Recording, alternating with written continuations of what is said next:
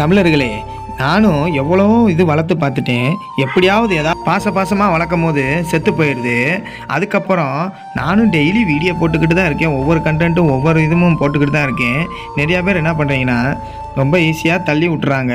ஆனால் சப்போர்ட் பண்ணுவீங்க, நீங்கள் வீடியோ பார்ப்பீங்கன்னு தான் நான் டெய்லி வீடியோ போடுறேன். எனக்கு சப்போர்ட் பண்ணுங்கள். நம்ம சேனலுக்கு சப்ஸ்கிரைப் பண்ணி லைக் பண்ணுங்கள். மறந்துடாமல் பெல் ஐக்கானை ப்ரெஸ் பண்ணிடுங்க. நீங்களாம் பார்த்து சப்போர்ட் பண்ணிங்கன்னா நானும் ஒவ்வொரு நாளும் ஒவ்வொரு இடத்துக்கும் ஒவ்வொரு விதமாக வீடியோ எடுத்து போட்டுக்கிட்டு இருக்கேன். சப்போர்ட் பண்ணுங்கள் மக்களே. அதுக்கப்புறம் எவ்வளோ நானும் பெட்ஸு வளர்த்துட்டேன், எவ்வளோ வளர்த்தாலும் கொஞ்ச நாளில் இருக்குது. அதுக்கப்புறம் செத்து போயிடுது. என்னானே தெரியல. எல்லாம் நமக்குன்னே நடக்குது பாருங்கள். ஒவ்வொன்றும் ஒவ்வொரு விதமாக பாருங்கள். இந்த கிளிலாம் எவ்வளோ அழகாக இருக்குது. இதெல்லாம் பயிரிக்க பார்த்துட்டு 2 மீன் வாங்கிட்டு ஆசையாக உள்ளுக்குள்ளே விட்டு மெதுவாக மீனை விட்டு எல்லாமே அவ்வளோ ஆசையாக வளர்த்துருந்தேன். கடைசியில் பார்த்தா ஒரு மீன் இருக்குது, ஒரு மீன் செத்து போச்சு.